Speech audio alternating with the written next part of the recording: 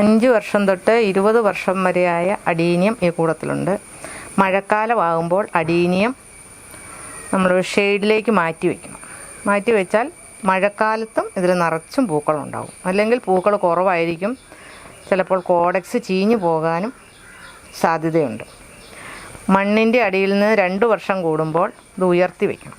ഉയർത്തി വയ്ക്കുമ്പോൾ മണ്ണിനടിയിലുള്ള ഭാഗം തൊട്ട് 1/4 ഭാഗം മുകളിലേക്ക് നിൽക്കണം. 1/4 ഭാഗമേ മണ്ണിൻ്റെ അടിയിലേക്ക് പോകാവുള്ളൂ.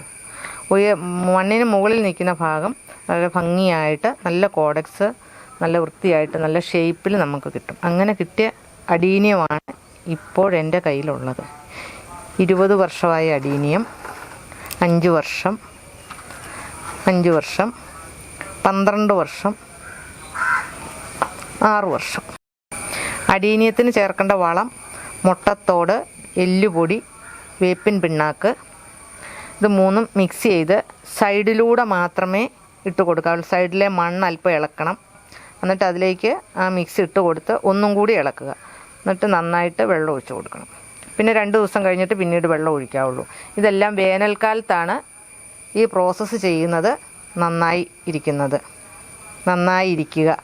കാരണം മഴക്കാലത്ത് മണ്ണുണങ്ങാത്തത് കൊണ്ടിട്ട് കോഡെക്സിന് ചീച്ചൽ വരാൻ സാധ്യതയുണ്ട്. ആഴ്ചയിൽ 2 പ്രാവശ്യം സാഫ് കലക്കി ചുവട്ടിൽ ഒഴിച്ചു കൊടുക്കണം, വേര് ചെയ്യാതിരിക്കാൻ. ഇലകളിലും സ്പ്രേ ചെയ്ത് കൊടുക്കണം.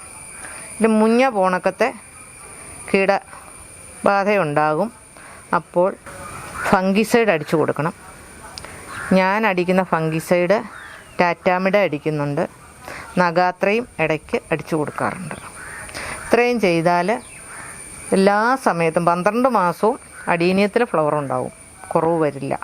വിത്തിട്ട് കിളിപ്പിച്ചെടുത്തെങ്കിൽ മാത്രമേ കോഡെക്സ് ഉണ്ടാവുകയുള്ളൂ. കമ്പ് കുത്തിക്കഴിഞ്ഞാൽ ഫ്ലവർ ഉണ്ടാകും. കോഡെക്സ് ഉണ്ടായിക്കിട്ടാൻ വർഷങ്ങളെടുക്കും. ഇതെല്ലാം കായിട്ട് മുളപ്പിച്ചതാണ്, കമ്പ് കുത്തിയതല്ല. കമ്പ് കണ്ടിച്ച് ഞാൻ കളയാറാണ് പതിവ്.